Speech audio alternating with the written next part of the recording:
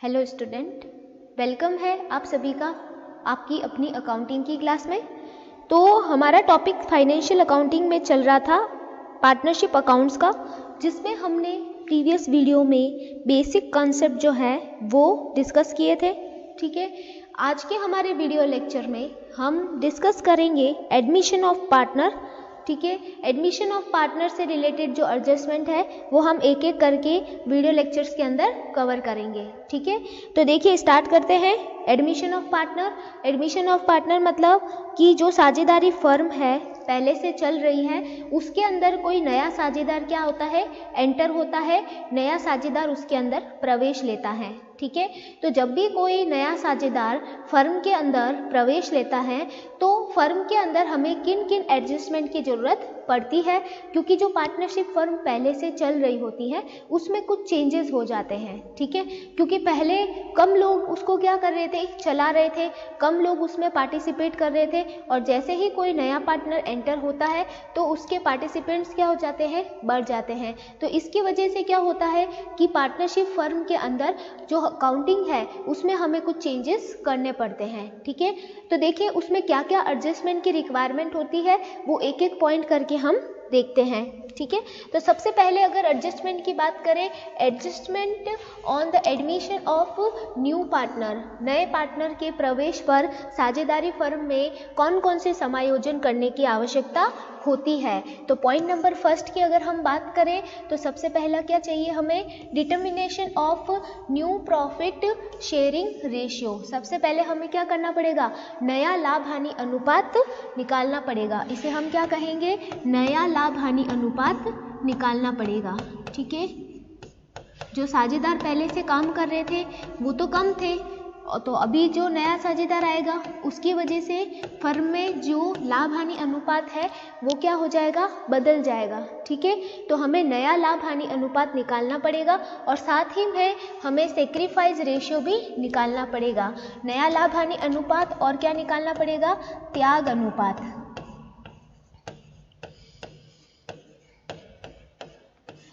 लाभ हानि अनुपात और त्याग अनुपात हमें निकालना पड़ेगा। तो पहला काम हमें सबसे पहले यही करना है।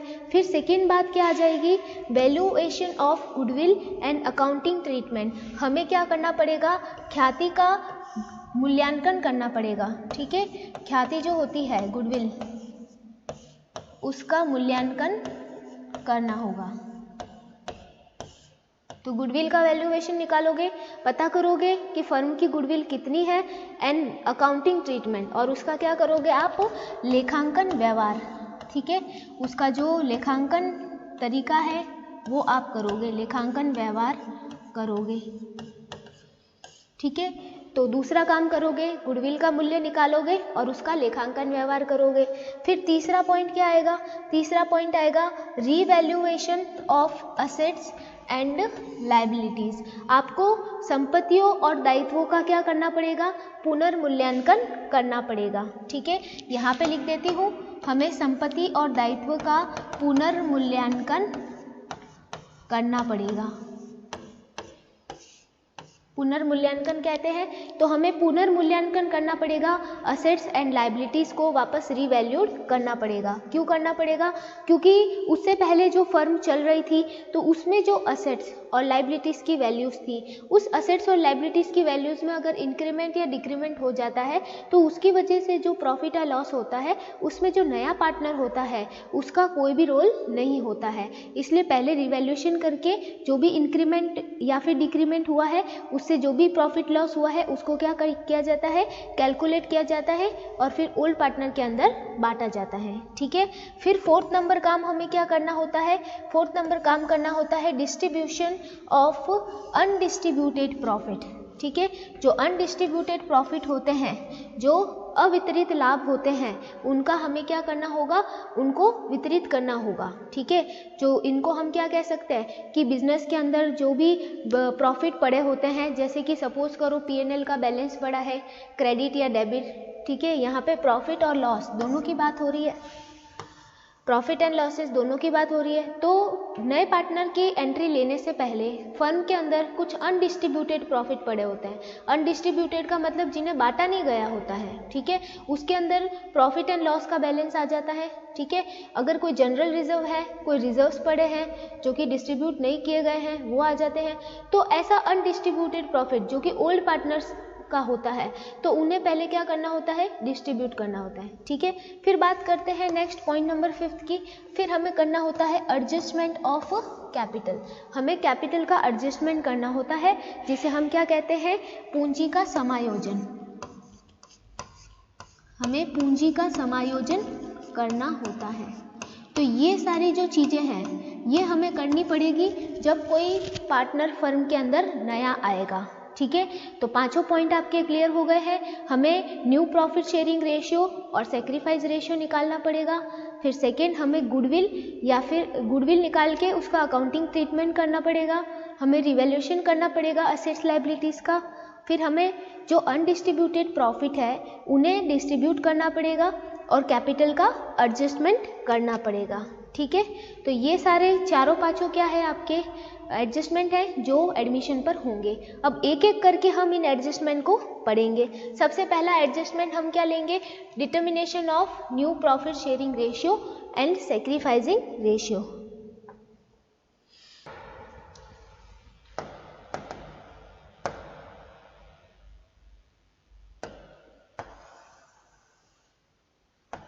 फर्स्ट नंबर पॉइंट हम स्टार्ट करेंगे, determination of new profit sharing ratio, ठीक है। अब देखिए, न्यू प्रॉफिट शेयरिंग रेशियो तो आपको पता है, नया प्रॉफिट शेयरिंग रेशियो निकालना है आपको, और साथ में आपको सेक्रीफाइसिंग रेशियो भी निकालना है। तो जो सेक्रीफाइसिंग रेशियो है उसका अपना एक फॉर्मूला है, ठीक है। उसका फॉर्मूला क्या है, sacrificing ratio is equal to old ratio minus new ratio, ठीक है। इसको आप शॉर्ट में कैसे लिख सकते हो, OR माइनस NR, ठीक है, old ratio minus new ratio. तो इससे आपके क्या निकलेगा, सेक्रीफाइसिंग रेशियो, ठीक है। ये बात आपको ध्यान रखनी है।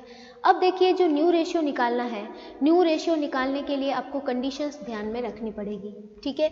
तो पहली कंडीशन जो आपके सामने आने वाली है वो कंडीशन ये है, when share of new partner is known. जब आपको नए पार्टनर का क्या हो, जो शेयर है प्रॉफिट का वो पता हो, ठीक है। पहली कंडीशन आपके सामने आएगी जब आपके पास में नए पार्टनर का प्रॉफिट शेयरिंग रेशियो आपको पता हो, ठीक है। अब ये कंडीशन देखिए मैंने बनाई है, A and B are partners, ठीक है।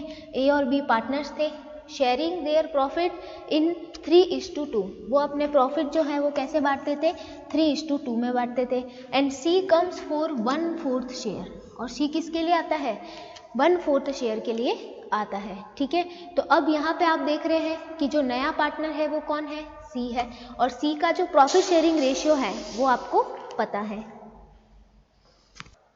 तो ऐसी कंडीशन में आप नया प्रॉफिट शेयरिंग रेशियो निकालने के लिए कौन सा जो तरीका है वो यूज़ करेंगे। तो सबसे पहले आपको ये मानना है कि आपका जो टोटल प्रॉफिट है वो क्या है, 1 है, ठीक है। सबसे पहले आप अपना कुल लाभ जो होता है फर्म का उसे आप 1 मानोगे, ठीक है। एंड शेयर ऑफ C, उसमें C का शेयर कितना होगा, 1/4 का होगा, ठीक है। 1/4 हिस्सा किसके लिए होगा, C के लिए होगा। तो रिमेनिंग प्रॉफिट कितना बचेगा, अगर एक प्रॉफिट होता है फर्म का और उसमें से 1/4 भाग किसका है, C का है, ठीक है। तो बचा हुआ प्रॉफिट कितना बचेगा, 3/4 बचेगा, ठीक है। तो 3/4 जो भाग बचेगा वो किसके लिए बचेगा, A और B के लिए, ठीक है। ये भाग आपके किसके लिए है, A और B के लिए रहेगा, ठीक है। तो A और B के लिए जो प्रॉफिट बचेगा तो उसको वो लोग शेयर करेंगे, इसी 3/4 भाग को वो अपने जो पुराने रेशियो है उसमें ही शेयर करेंगे। इनका पुराना रेशियो कितना था, 3:2 का था, ठीक है। तो इस 3:2 के रेशियो को वो लोग क्या करेंगे, शेयर करेंगे, ठीक है। तो ये आपके आ जाएगा 9/20। इनको 3/4 को 3 × 5 से मल्टीप्लाई किया तो आपके पास आ गया 9/20, ठीक है। फिर देखते हैं आगे,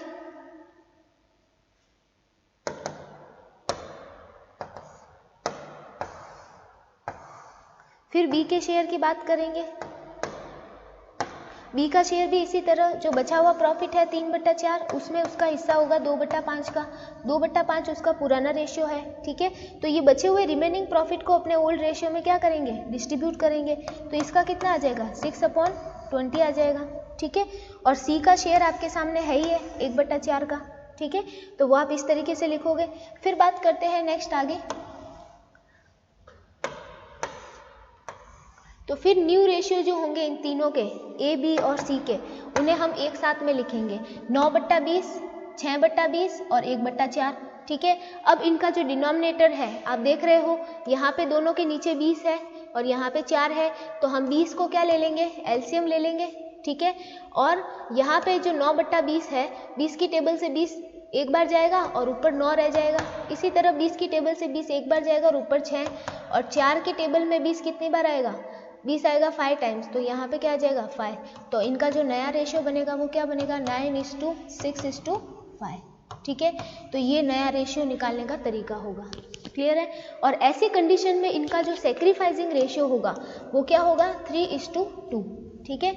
जब कोई बात नहीं कही गई हो, सिर्फ ये वाली कंडीशन हो कि ए और बी पार्टनर थे और सी आता है और उसका शेयर दे रखा हो प्रॉफिट का, तो आपकी ऐसी कंडीशन में आपके जो सेक्रीफाइसिंग रेशियो होते हैं वो हमेशा कौन से होते हैं, ओल्ड रेशियो ही होते हैं। तो इस कंडीशन में आपको कैलकुलेट करने की ज़रूरत नहीं है। जो आप फॉर्मूला लगाते हो OR - NR, तो OR - NR करके आपको निकालने की ज़रूरत नहीं है, क्लियर है।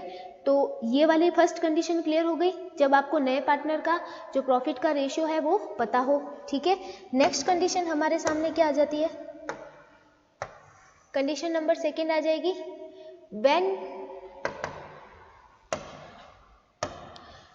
when new partner receives equal share from old partner. जब नया पार्टनर जो है अपना जो शेयर है प्रॉफिट का वो इक्वली दोनों पार्टनर से लेता है, दोनों ओल्ड पार्टनर से इक्वली ले रहा हो, ठीक है।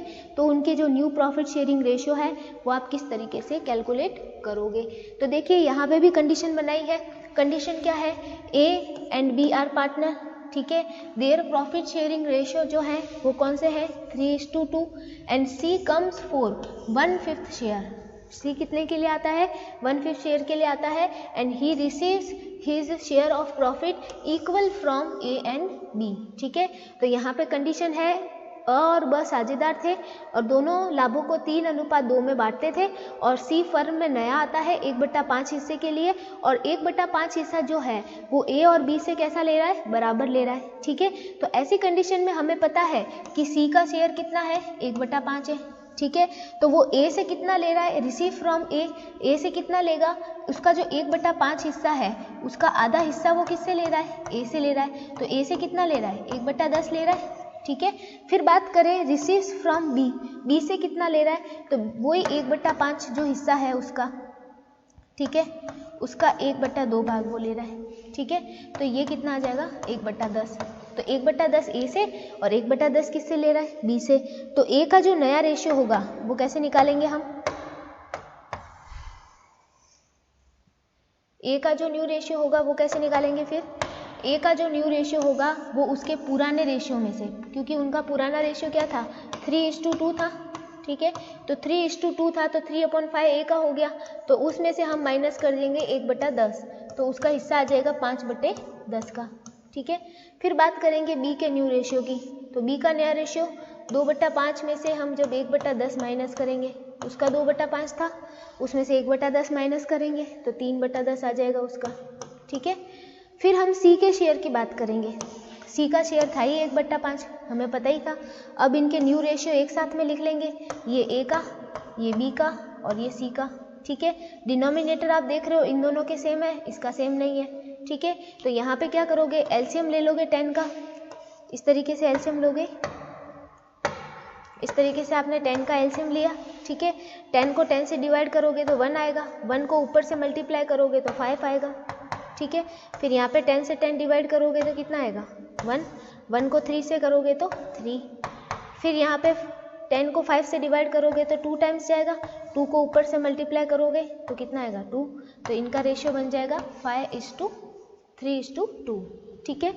तो ये इनका रेशियो होगा न्यू रेशियो। और ऐसी कंडीशन में इनका जो सेक्रीफाइसिंग रेशियो है वो क्या होगा, देख लो आप, 1:1, क्योंकि ए और बी सेक्रीफाइस कैसे कर रहे हैं, जो त्याग कर रहे हैं सी के लिए वो कितना कर रहे हैं, बराबर का कर रहे हैं, क्योंकि 1/10 वो ए से ले रहा है और 1/10 वो किससे ले रहा है, बी से ले रहा है, तो उनकी जो सेक्रीफाइसिंग रेशियो है वो 1:1 बन जाएंगे। ठीक है, तो ये कंडीशन हो गई आपके कंप्लीट। फिर बात करते हैं नेक्स्ट कंडीशन की। नेक्स्ट कंडीशन देखिए, नेक्स्ट कंडीशन क्या है, व्हेन न्यू पार्टनर रिसीव्स, जब नया पार्टनर क्या करता है, receives his share of profit in unequal ratio, वो अनइक्वल रेशियो में रिसीव कर रहा है फ्रॉम ओल्ड पार्टनर, पुराने पार्टनर से उसके लाभों का हिस्सा जो है वो अनइक्वल रेशियो में, कोई इक्वल रेशियो नहीं है, उसका कोई निश्चित भाग नहीं है, वो अनिश्चित भाग में ले रहा है। ठीक है, पुराने पार्टनर से। अब देखिए यहाँ पे भी हम कंडीशन लेते हैं, A and B are partner sharing profit and losses in 3:2, 3:2 में वो अपने प्रॉफिट लॉसेस को क्या कर रहे थे, शेयर कर रहे थे। सी कम्स फॉर 1/5 शेयर, और सी कितने के लिए आ जाता है, 1/5 शेयर के लिए आ जाता है। एंड ही रिसीव्स, और वो रिसीव करता है 4/5 फ्रॉम द ए से कितना लेता है, 4/5 हिस्सा, एंड 1/25 फ्रॉम बी। ठीक है, तो 4/25 हिस्सा तो वो ए से लेता है और 1/25 हिस्सा वो किससे लेता है, बी से लेता है। तो ये कंडीशन आपके सामने है, और ऐसी कंडीशन में आप उनका न्यू रेशियो कैसे निकालोगे। ठीक है, तो देखते हैं अभी, फिर हम उनका न्यू रेशियो निकालेंगे।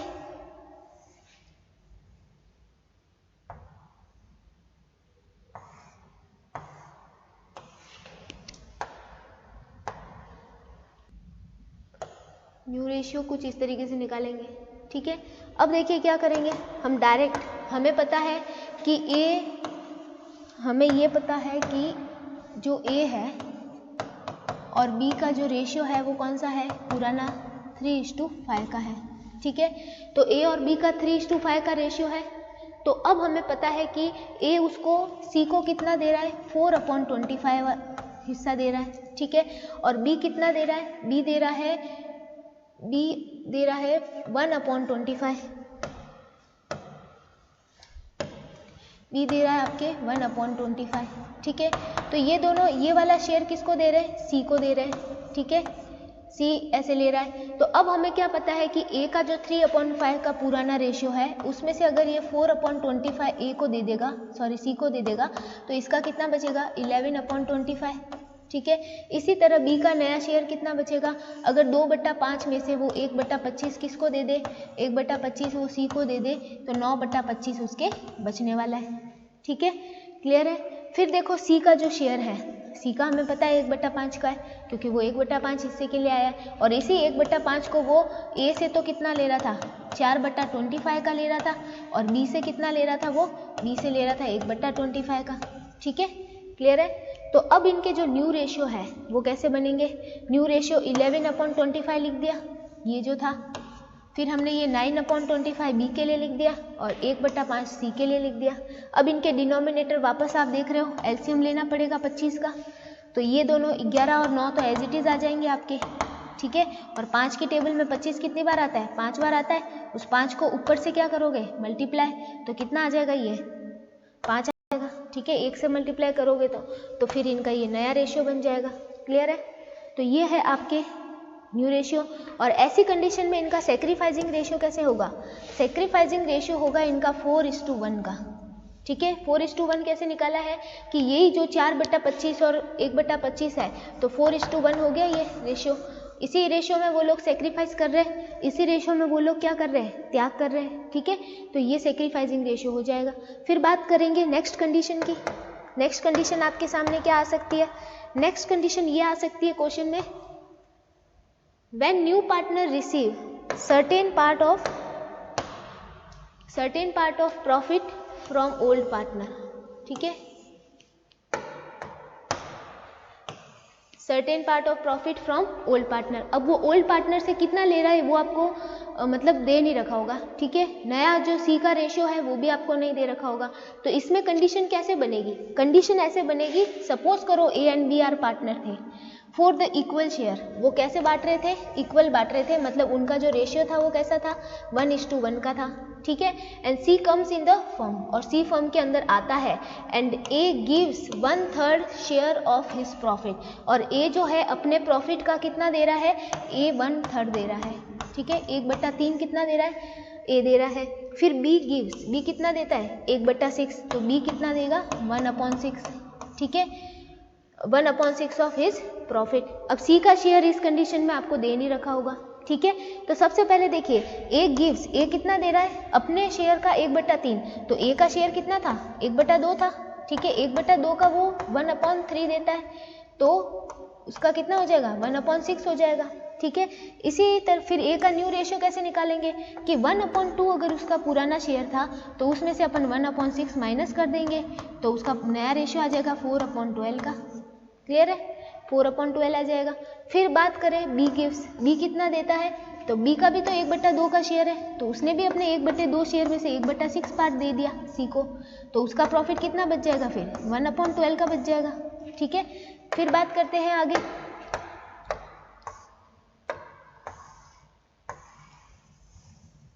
फिर बी का नया रेशियो कैसे बनेगा, बी का नया ratio, B is new ratio, उसका जो पुराना रेशियो है उसमें से उसने जो सी को दिया है वो माइनस कर दो, तो नया रेशियो आ जाएगा उसका ये वाला, ठीक है।